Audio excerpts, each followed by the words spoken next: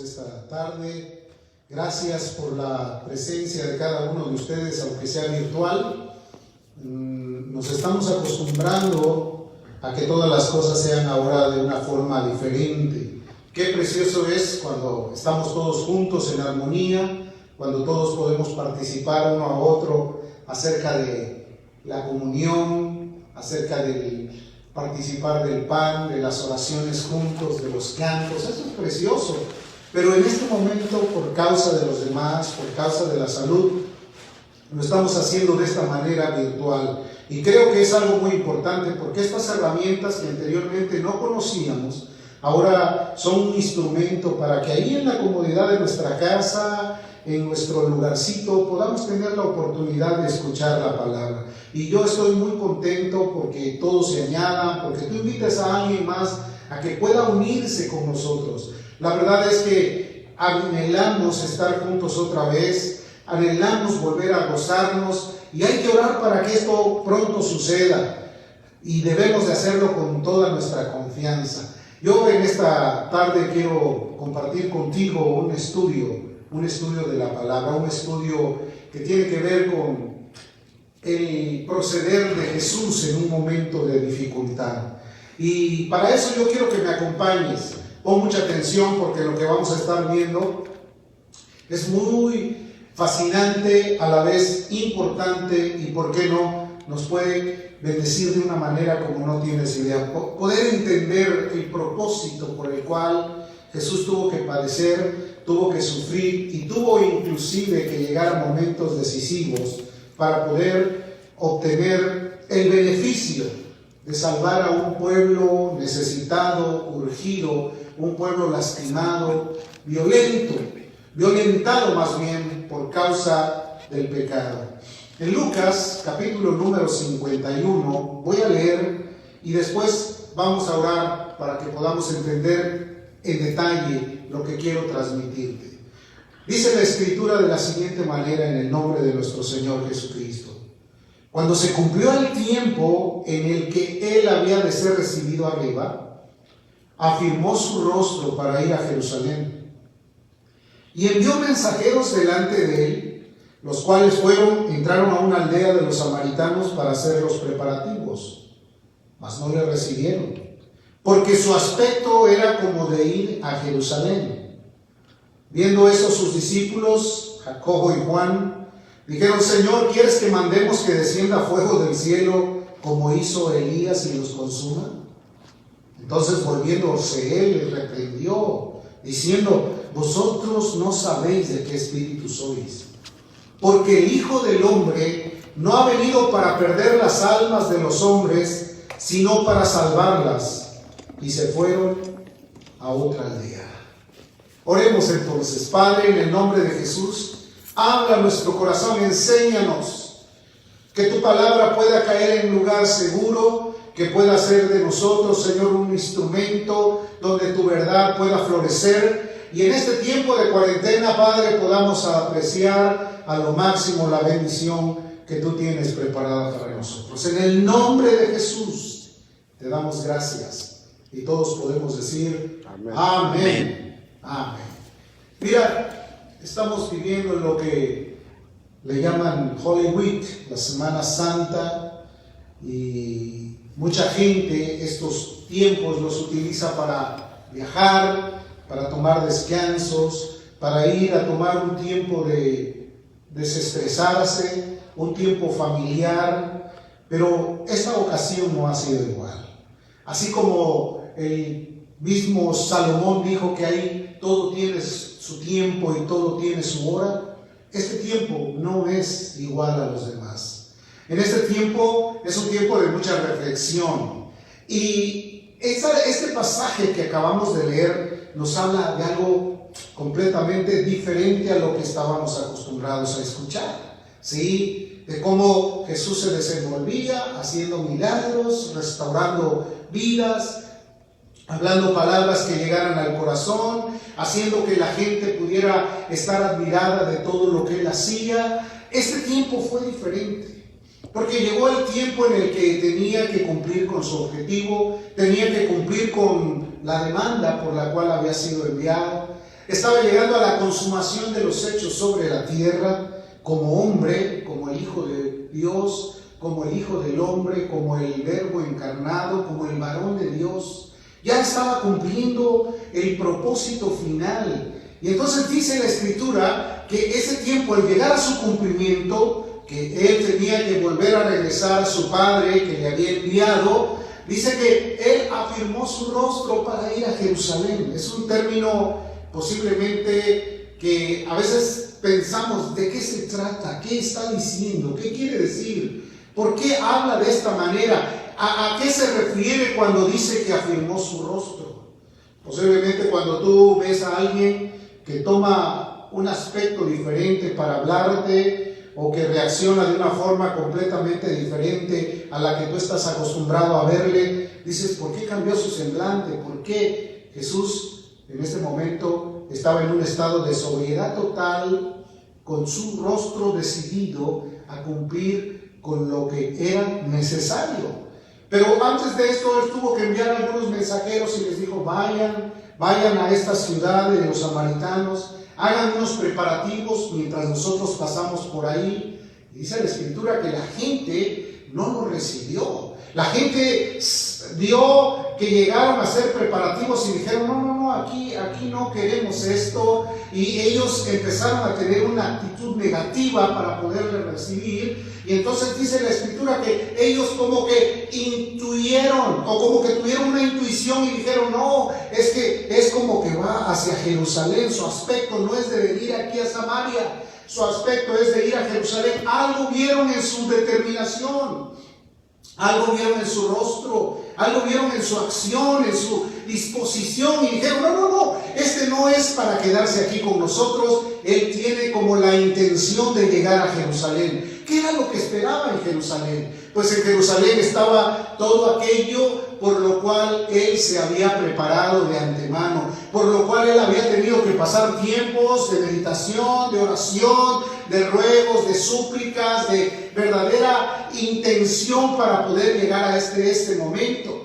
Porque en Jerusalén, pues obviamente le estaban esperando, pero no en la misma actitud como lo habían recibido anteriormente, cuando le dieron palmas, le aplaudieron y gritaban, Hosana, bendito el que viene en el nombre del Señor. Ahora ahí había otra alternativa para él. En este momento dice que él les dijo, vayan.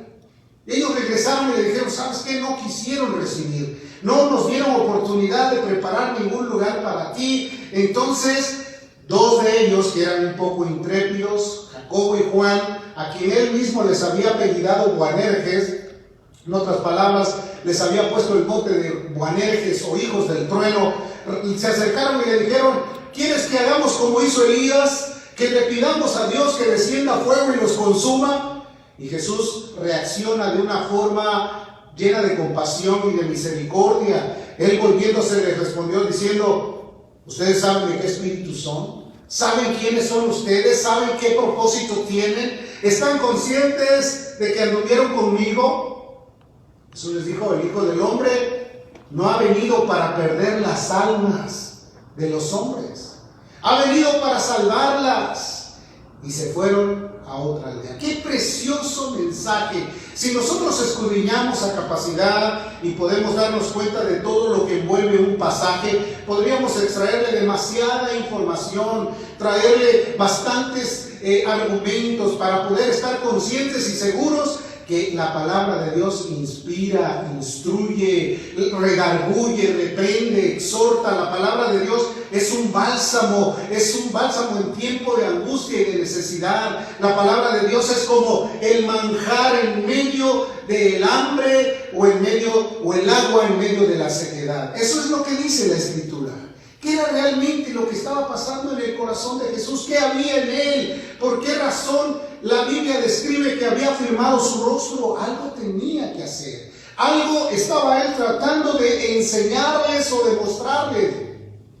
Y espero que esta tarde, mientras yo estoy compartiendo contigo este pasaje, tú puedas también tener el beneficio de comprender cuál era la motivación, cuál era el momento, en qué etapa de la historia estaba trazando este mensaje, para que nosotros, al poder recibirlo, al poder obtenerlo, podamos ser pues llenos de fe, llenos de amor, llenos de compasión y, ¿por qué no?, de una esperanza que tiene resultados maravillosos. La esperanza de que Cristo fue a preparar un lugar para que donde Él está, nosotros también vayamos. No es para que suframos en este mundo, y si hay sufrimientos es temporal, porque el gozo es eterno. Alabado sea su nombre. Entonces vamos a tratar de comprenderlo, vamos a tratar de sacarle el mejor provecho. Jesús estaba tratando con los corazones, siempre tratando de solucionar todo lo que correspondía a la salvación del hombre. El Hijo del Hombre no ha venido para perder las almas.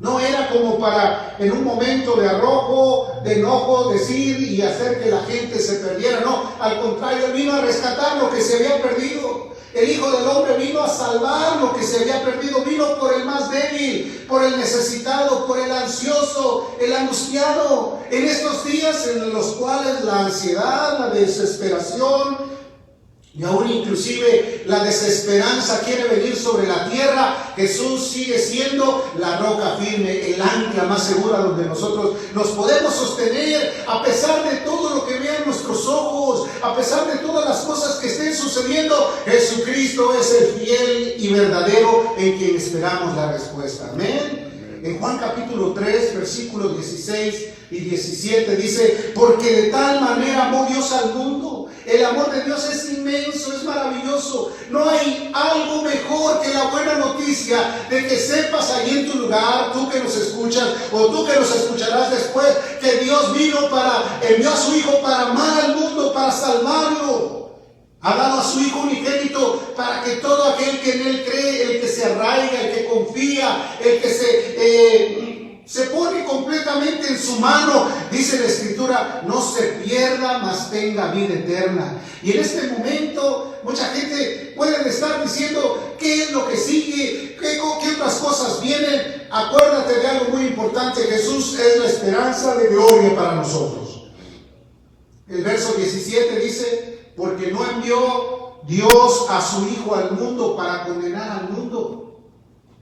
El mundo vive bajo la condenación de su propia incredulidad. No, que Dios no envió a su Hijo para condenar al mundo, sino lo envió para que el mundo fuera salvo por Él, para que el mundo encontrara el perdón de pecados, la salvación, la gratificación de encontrar la manera de vivir completamente en un estado de felicidad. Jesús dijo: mi paz os dejo y mi paz os doy, no como la que el mundo ofrece. El gozo del Señor también es la fortaleza nuestra. Eso es algo muy maravilloso para nosotros. De tal manera, dice la Biblia, o sea, en otras palabras, es así, de esta forma, en estas condiciones, en estas circunstancias, de tal manera, para cumplir el propósito de la salvación. Y querido hermano, no hay hombre más feliz, no hay mujer más feliz en la tierra que aquel que ha recibido el perdón de pecados, que aquel que ha recibido la salvación y la vida eterna. No hay nadie más feliz sobre la faz de la tierra que aquel que se ha entregado a los brazos del amado. Y por eso Él estaba cumpliendo un propósito. Él estaba llegando a una culminación, a un momento de verdadera crisis o de alguna agonía, posiblemente temporal, con tal de poder pagar el precio de la salvación que nos ha correspondido a nosotros de una forma gratuita. Porque la Escritura enseña que por gracia somos salvos. No por obras, no porque hicimos esto, no porque cambiamos solamente nuestra manera de actitud, sino porque Él en su amor y su misericordia nos perdonó al haber visto nuestro corazón contrito y humillado, arrepentido, reconociendo que Él es el camino, la verdad y la vida, y que nadie va al Padre si no es a través de Él. Que Él es el justo mediador entre Dios y los hombres. Que Él es la piedra desechada por los edificadores, la cual es cabeza del ángulo. Que en ningún otro nombre hay salvación, porque no hay otro nombre dado a los hombres en el que podamos ser salvos. Solo en Jesús, la salvación, el Rey de gloria, el Todopoderoso. Y permite que me exalte, permite que me alegre, porque cuando hablo de Jesús hablo acerca de la misericordia y de la bondad de Dios. a su Hijo al mundo para condenar al mundo, sino para que el mundo fuera salvo por Él. No para que el mundo viviera estresado, no para que el mundo o para que la gente que vive en el mundo siguiera sus pasos iguales, sino que al agarrarse de Jesús, al vivir para Él, haber cambiado toda su forma de vida por el arrepentimiento y la confianza en Dios, pueda tener una esperanza sólida, no la esperanza que pone la gente en la tierra, no la esperanza en las cosas que son inciertas, no la esperanza ni aún en las riquezas que son inciertas, sino en aquel que hizo los cielos y la tierra, aquel que vino del cielo para venir a ponerse en el lugar de la necesidad. Querido hermano, esto es algo maravilloso. Deja que yo me alegre y que me goce al hablar del amor de Cristo, que es lo máximo sobre la faz de la tierra. No hay nada mejor que eso.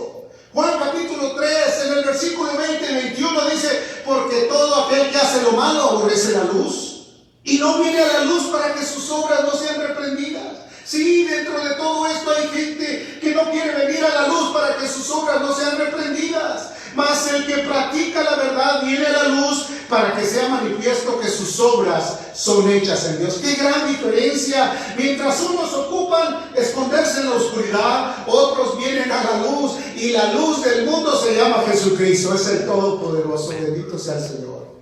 Jesús ha iniciado un viaje definitivo a Jerusalén para enfrentar un destino. Todos algún día tenemos que enfrentar un destino. A veces nuestro destino, de acuerdo a nuestras actitudes, no es el mejor, pero Dios quiere cambiar las circunstancias. Pero dice mucha gente: es que mi pasado me persigue, es que yo vivo dominado bajo los recuerdos, es que hay una sombra que me ha tomado y no me suelta. Déjame decirte que el pasado seguirá estando ahí detrás de ti todo el tiempo. Pero Jesús tiene el poder de cambiar tu presente y mejorar tu futuro. Alabado sea el Señor. Hacerte diferente, hacerte llegar a los principios del amor y de la compasión, a tener un cambio en tu vida, a forjar un cambio en tu vida a través de su bondad. Ese tiempo que iba a alcanzar ahora era el tiempo de la culminación. Por eso dice: afirmó su rostro. ¿Cómo te lo imaginas ilustrando este pasaje? ¿De qué manera podrías tú imaginar afirmó su rostro? Solamente es una actitud de rostro, es una actitud, es un cambio de acción, ¿no? Había algo definitivo. Él sabía que ya era el momento, la hora en el cual se iba a cumplir todo el tiempo de su sacrificio. En otras palabras, lo que él había dicho anteriormente, que iba a ser bautizado con el fuego. Esto es algo muy importante, porque a veces pensamos: pues yo he recibido el bautismo, Dios me llenó de su espíritu, me ha guiado. Pero el bautismo en el fuego era el tiempo en el cual iba a pasar él al momento crucial, donde su vida iba a ser expuesta en todas las actitudes de él. Lucas capítulo 12, en el versículo 50, dice de la siguiente manera: el mismo Señor Jesús dice: de un bautismo tengo que ser bautizado, y cómo me angustio hasta que se cumpla. Quiere decir, en este momento su actitud era de angustia, porque estaba a punto de llegar al momento del cumplimiento de ser bautizado en el fuego. Era el bautismo en el sacrificio, en su muerte, en su negación total, en el dejar todo aquello que era humano para poder tomar con su cuerpo y ubicarse como el Cordero de Dios que quita el pecado del mundo, para ponerse en el sitio del dolor, de la angustia, de la tragedia, de todo lo que el ser humano en todo su esplendor de mal quiso hacer sobre él, porque no hubo ni una parte mínima que el hombre se contuviera para desatar toda la ira sobre él.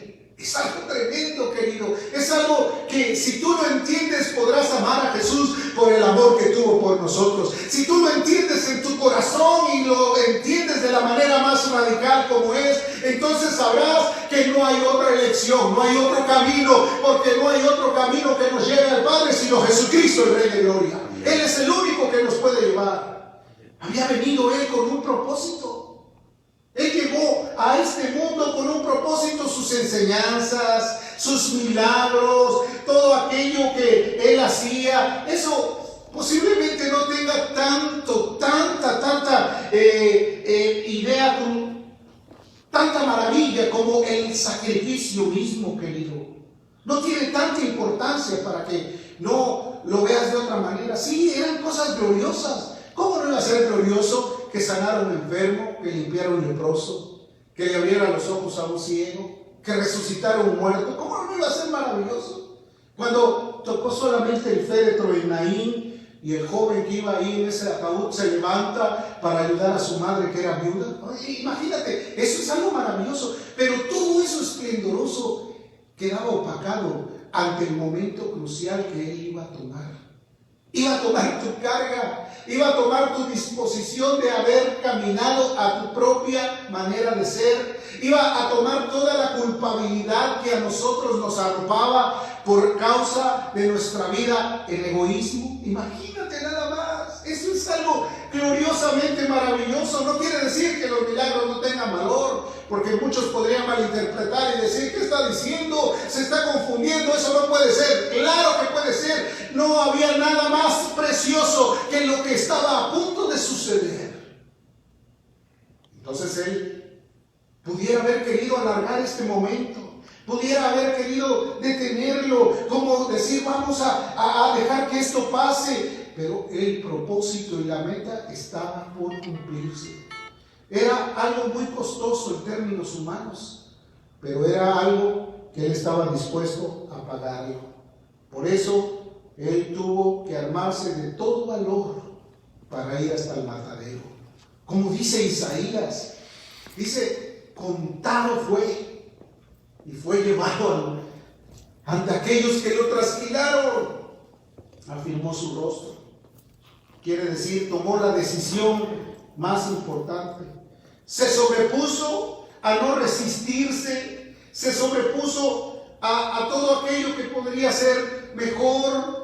¿Cuántas veces no vino el tentador y le dijo algunas cosas que posiblemente tenían un buen sonido al oído humano? Oye, yo te voy a dar los reinos de la tierra, te voy a hacer demostrar que la gente te vea como que vienes de Dios. Y mira, humíllate, yo te voy a dar toda la gloria y todos los reinos de esta tierra.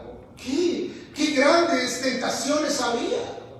Pero todas ellas fueron reprendidas con la palabra. Escrito está, escrito está, escrito está y escrito está que Jesús tuvo que ir al momento más crucial de su existencia como hombre para poder pagar el precio que nosotros teníamos que pagar. Fíjate nada más, ahí es donde se iba a manifestar lo máximo, lo sublime, lo glorioso, lo espléndido, lo maravilloso, el propósito de llegar a terminar una labor, una carrera y de poder decir, consumado es. Eso es algo maravilloso. No cualquiera en el mundo tiene esa oportunidad de decir, he terminado mi carrera con gozo como lo hizo Pablo. No todos tienen la oportunidad de decir, como dijo Jesús, consumado es. Y en ese momento el velo del templo se rasgó en dos. No, este era un momento crucial, pero estaba considerándolo de la mejor manera para cumplir. Jesús se enfrentó de una forma muy terrible a la incredulidad y ese era su sufrimiento mayor. Si algo le hacía sufrir, si algo le hacía entrar en agonía, era el dolor de mucha gente que a pesar de ver su gloria no pusieron atención a Él. Eso era lo más terrible.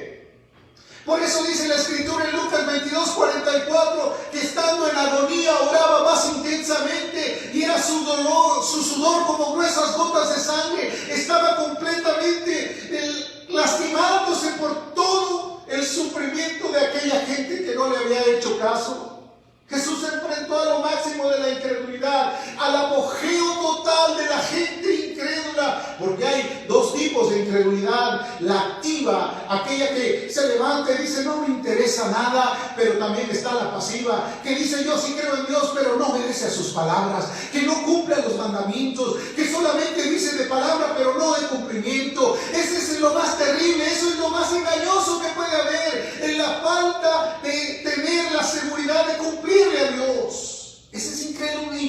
incredulidad pasiva. Sí, porque Dios quiere que tú le obedezcas en todo. En esto conoceréis que sois mis discípulos si os améis los unos a los otros. Y la gente no se ama, la gente no quiere tener compromisos, la gente no quiere tener comunión, la gente no quiere tener armonía. Por cualquier cosita se anda escondiendo. Eso es más terrible, querido hermano. Esa es la incredulidad más terrible y más atroz que puede existir sobre la faz de la tierra. No hay nada mejor que el cumplimiento a la verdad, porque eso trae la santificación del alma. Eso es lo que Dios quiere. Mateo 17, el verso 17 dice: respondiendo Jesús les dijo: oh generación incrédula. Y les dijo una palabra muy fuerte y perversa: ¿hasta cuándo he de estar con vosotros?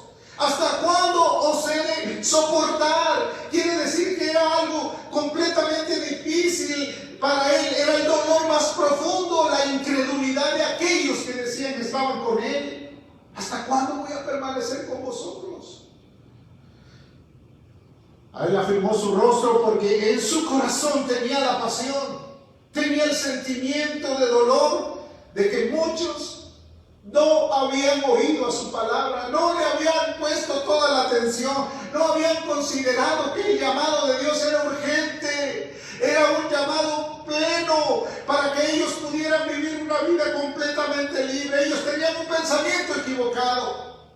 Ellos creían que Él había venido a libertarlos de la esclavitud, pero de la esclavitud. ¿Hasta cuándo voy a sentirme angustiado? Porque realmente estoy agónico por no ser entendido, por no ser comprendido, por no haber tomado, porque no tomen de mí el consejo claro. Él vio a sus discípulos imposibilitados de creer, y para Él era un verdadero dolor. Como cuando sientes: ¿qué va a pasar con esta persona? ¿Por qué tiene este comportamiento? ¿De qué manera podemos ayudarle? No se puede hacer mucho si esta persona sigue así. Él quería que todos fueran libres, que las cadenas fueran rotas, que lo que le limitaba a él era la carne únicamente, porque el caminar en medio del mundo en una forma corporal como hombre le limitaba mucho. Y él por eso se sentía agónico. Su espíritu gemía al verse rodeado de gente que no tenía la actitud limpia de oírle. ¿Sí? Porque ¿cuántas veces él propició cosas gloriosas en medio de ellos? ¿En cuántas ocasiones no hizo una obra de bondad y de misericordia sobre ellos? ¿No alimentó en una ocasión a 5,000 y en otra a 4,000? ¿No hizo milagros extraordinarios?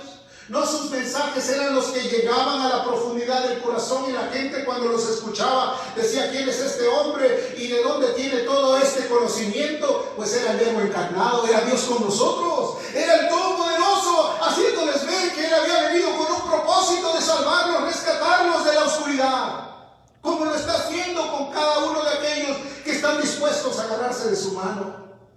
Pese a su compasión y a su amor, fueron mayores en concluir el sacrificio de la salvación, porque muchos, cuando recibieron el mensaje, en lugar de recibirlo con alegría, con regocijo, de querer extender la mano para decir: bienvenido, dice la Escritura en Juan 1:11, a lo suyo vino y los suyos no le recibieron. Fíjate nada más. ¿No se estará repitiendo la historia? ¿No dice la Escritura en el libro de Eclesiastés qué es lo que es, lo mismo que será? ¿No será otra vez que estamos volviendo a los ciclos y toda la gente vuelve a hacer lo mismo que antes se hacía? En variadas ocasiones les habló y les volvía a remarcar lo mismo, y ahora sabía que tenían que seguir donde le esperaba todo para culminar su obra, donde le esperaba la confrontación máxima para su propia vida. Ahora veamos el ejemplo. ¿Cuántas veces Jesús les habló por parábolas? Y primero les hablaba a todos, y después agarraba a sus discípulos y les explicaba cada una de las cosas que querían decir las parábolas. Quiere decir que Él en ningún momento se retrajo de explicarles todo el consejo de Dios. Que eso es bien importante. Porque déjame explicarte que el consejo de Dios es para todos. Dios no hace acepción de personas. Dios envió a su Hijo para salvación de todos los hombres, Pablo dijo, palabra fiel y digna de ser recibida por todos, que Jesucristo vino al mundo para salvar a los pecadores, y él dijo, de los cuales yo soy el primero. Quiere decir, nunca se excluyó. Querido hermano, ¿dónde nos encontrábamos? ¿De dónde nos sacó Él? ¿De dónde Él pudo libertarnos de esa esclavitud y de ese dominio que estábamos atados al pecado, al egoísmo, a la forma antigua de vida? De ahí me sacó el Señor y de ahí ha hecho misericordia con muchos. Entonces Marcos, en el capítulo 4, versículos 33 y 34, dice, con muchas parábolas como estas les hablaba la palabra conforme a lo que podían oír. Fíjate, con muchas parábolas les hablaba, y sin parábolas no les hablaba. Quiere decir, siempre utilizó este medio para comunicarse con la gente por parábolas. ¿Y qué eran unas parábolas? Era simplemente lo eterno simplificarlo a algo de la naturaleza. Por ejemplo, él no era muy complicado para enseñar. Si quería hablarles de la pesca, les hablaba acerca de la red. Si quería hablarle, a los pescadores, les hablaba de la red y de la pesca. Si les hablaba a los agricultores, les hablaba acerca de las semillas, de la semilla de mostaza, o también del sembrador que salió a sembrar. Todo de acuerdo a la cantidad de personas y al lugar a donde se encontraba.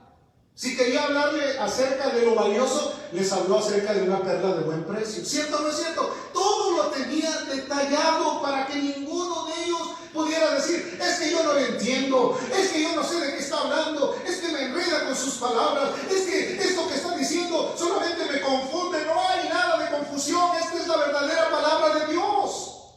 Nada puede confundirnos, esto es lo más claro, lo más sencillo. Era una realidad que todo su discurso estaba siempre para estimular a que creyeran fuertemente en Él, a que confiaran en Él. Pero parecía que no había resultados. Parecía que todo volvía a quedar de la misma manera.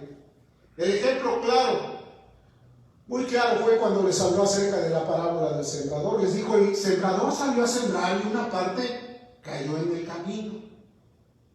Y el camino representa aquel lugar a donde toda la gente solamente transita, pero no hace un lugar estable para vivir. ¿Y qué pasa cuando la semilla cae junto al camino? Viene, la gente la pisa, las aves del cielo vienen y se la llevan. Es como decir, todo lo que aprendiste, si tú eres solamente del camino, que solo por puro interés pasaste por ahí, pero que no tienes ningún interés de permanecer en él, pues las aves del cielo vienen y te roban la palabra. Y se va. Y se pierde toda la idea que tenías. Otra parte cayó entre pedregales. Y los pedregales representan aquellas piedras de tropiezo que luego tienes. Que después no te adaptas a nadie.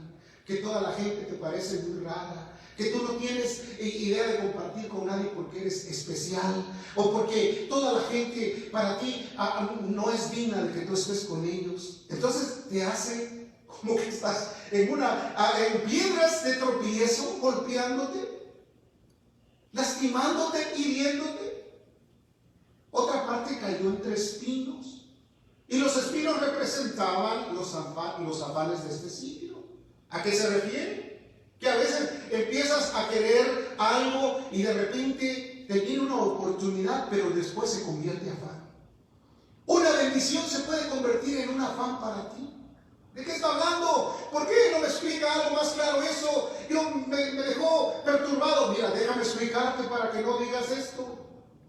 Que algo que puede ser una bendición de Dios para ti, si tú no la consideras como la bendición, le das gracias, oras por ella, te manifiestas de una forma de gratitud, no dejas de buscar su presencia, sigues completamente los pasos que Él te dice, esa bendición va a permanecer y se va a multiplicar.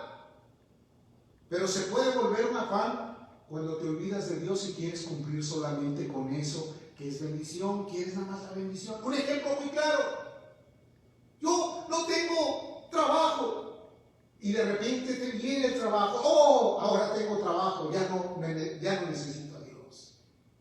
Y entonces el afán por el trabajo ha hecho que tu vida pierda la comunión con Dios. Pero dijo también que una parte cayó en buena tierra. ¿A qué se refiere? Que cayó en el preciso lugar a donde floreció y su fruto fue al 100, al 60 y al 30%. Quiere decir, a veces no todos llegan a tener la misma calidad de fruto. Y no me refiero a cosas extrañas o superficiales, frutos de justicia, frutos de bondad, frutos de amor. O sea, el fruto del justo es árbol de vida, dice la palabra. La confianza en Dios, que cada día aumenta tu confianza, que cada día eres mejor, que siempre estás dispuesto a predicar, que sirves con alegría, que haces las cosas no para ver que alguien te vea de ojo y te diga, ah, qué bien lo estás haciendo y te aplauda. Lo haces porque amas al Dios del cielo. Lo haces porque estás convencido que tú fuiste salvado para servir, que tú adoptaste el llamamiento de Dios para decir amén a lo que tú digas, Señor. William Booth dijo, mientras haya alguien, una mujer que esté necesitada, yo voy a luchar. Mientras estén presos que entran y salen, yo voy a pelear. Vamos a pelear en contra del mal, pero haciendo bondad y misericordia. Amén. Entonces, ¿te imaginas todo lo que dijo? La buena tierra. Los discípulos se acercaron y le dijeron, Señor, dinos, ¿de qué se trató cuando hablaste esto? Porque ni nosotros entendimos. Ya viene y les habla y les dice, vengan acá, les voy a explicar. Y les explicó detalladamente todo.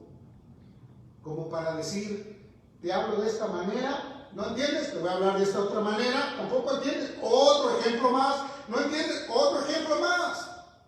Y Mateo 13 habla de varias parábolas. Por ejemplo, dice la parábola del sembrador y da su significado. La parábola del trigo y la cizaña también habla de eso. ¿Para qué? Para que la gente no se confunda. Para que la gente diga, ay, pero es que ahí hay cizaña. No, la cizaña está en el mundo. La iglesia debe ser columna y baluarte de la verdad. Y una iglesia cuando vive en mentiras no es la columna y baluarte de la verdad. Entonces se entiende esto. La parábola de la semilla de mostaza, que la mostaza es un granito tan pequeño, pero cuando es sembrada, primero crece internamente. Quiere decir que los cambios son primero hacia adentro. Cuando no está sembrada esa palabra, los cambios son superficiales, son siempre para afuera. Son haciendo cosas que son superficialmente afuera. Pero cuando la palabra realmente empieza a germinar y dar vida, crece internamente. O tú cuando ves una semilla que la tiran a la tierra, pues no ves prácticamente enseguida el fruto afuera, ¿no? Primero se empieza a enraizar. Y eso habla de la negación, habla del compromiso, habla del cambio de voluntad, habla también de la sujeción, habla de la obediencia, habla del cambio de carácter, habla de la misericordia, habla de ser compasivo. Como dice el apóstol Pablo, el que hurtaba no hurte más, en otras palabras. Todo eso es profundo, es real y verdadero.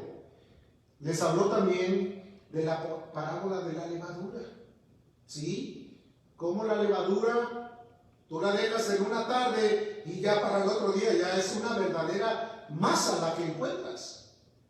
Y cuando Jesús se refirió a la levadura, en una parte dijo, guardaos de la levadura de los fariseos, que es la hipocresía.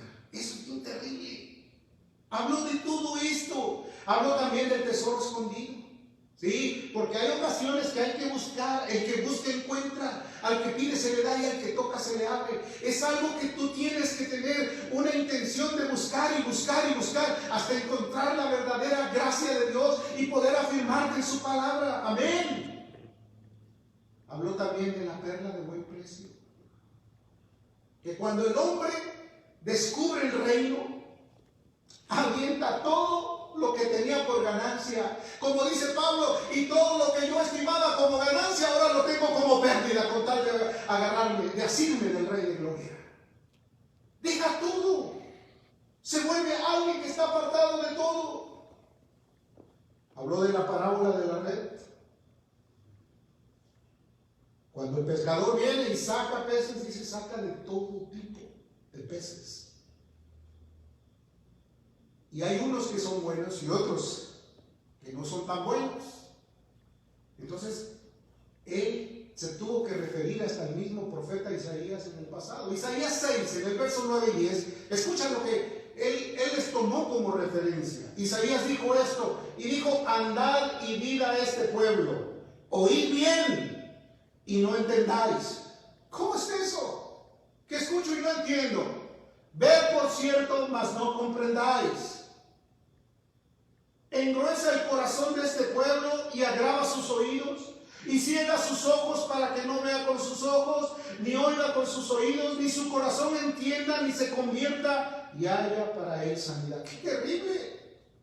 No queremos eso, Señor. Queremos entender tu verdad, queremos obedecer a tu palabra, queremos vivir para ti, queremos cambiar toda nuestra actitud, queremos seguirte, porque el tiempo que está hablando Jesús es el tiempo en el cual estaba acercándose a la culminación de su obra, al sacrificio total, a cumplir las profecías del Salmo 22, de Isaías 53, a cumplir el pleno dolor, con tal de rescatar a un pueblo que estaba en tinieblas y que vio gran luz. Ya se había anunciado en Isaías: sí, tu rey viene montado en un asnito, en una hija de asna. Ahí viene montado. Eso ya se había hablado, ya le habían esperado con alegría y con gozo. Oh sana, que quiere decir: oh sálvanos. Entonces, ¿cómo recordarles?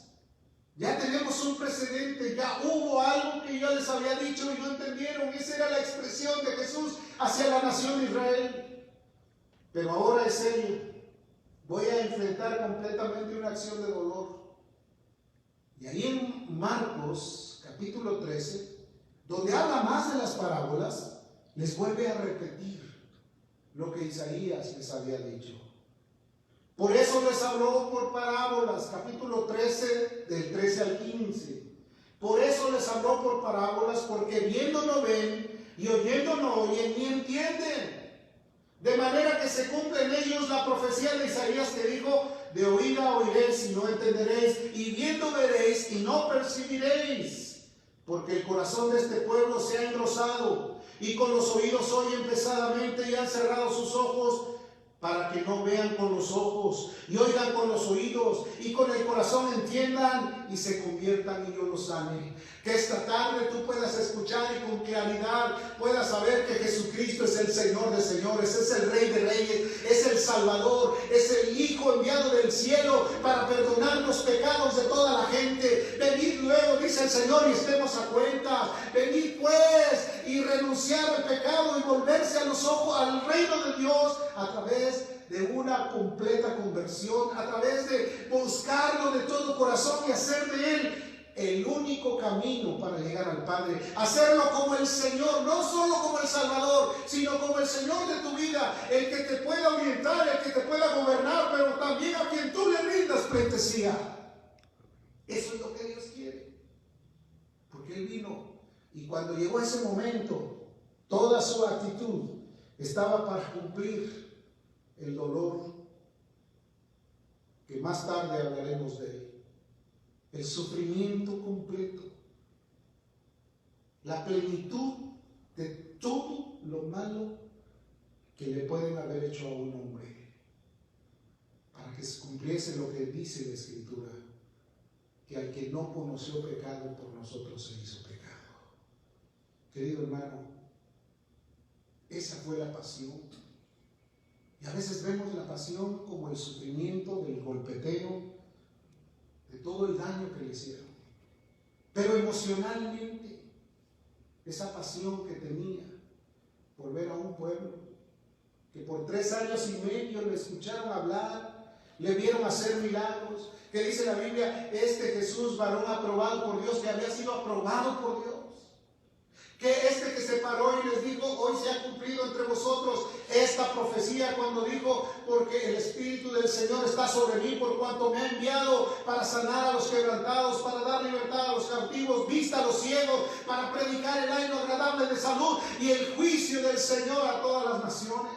Ya había mencionado estas profecías, ya había hablado estas palabras, pero ellos no habían comprendido. Querido hermano, la pasión real era el momento del sufrimiento, al saber que se encontraría con todos aquellos en Jerusalén que iban no a respetarle, sino a dañarle con todas sus fuerzas. Si tú comprendes esto, tú sabrás que el amor de Dios no es una palabrita sencilla de que yo te amo y que Dios te ama, no. Te ama con profundo amor. Desde antes dice, pensamientos de paz tengo para contigo y no de maldad. Aunque la madre se separe a su hijo de quien ha nacido de ella, yo no dejaré de amarte a ti. Fíjate nada más que expresiones. Eso es amor. Hoy cualquier gente que se enoja ya no quiere hablarte, ya no te quiere ni siquiera dirigir la palabra, o se esconde y ni te contesta. Imagínate nada más. El amor es de Dios y todo aquel que ama es nacido de Dios. El que no ama no ha conocido a Dios, porque Dios es amor. Esa es la razón del amor de Cristo. Querido hermano, muchas cosas podríamos decir, pero basta algo muy importante. Todo ese sufrimiento que empezó a manifestarse emocionalmente primero y después físicamente en dolor y en tortura, lo hizo por ti, lo hizo por mí, para que nosotros tuviéramos justicia de Dios en Él. Cierra tus ojitos un momento, déjame orar por ti. Todo lo que has oído, entiéndelo.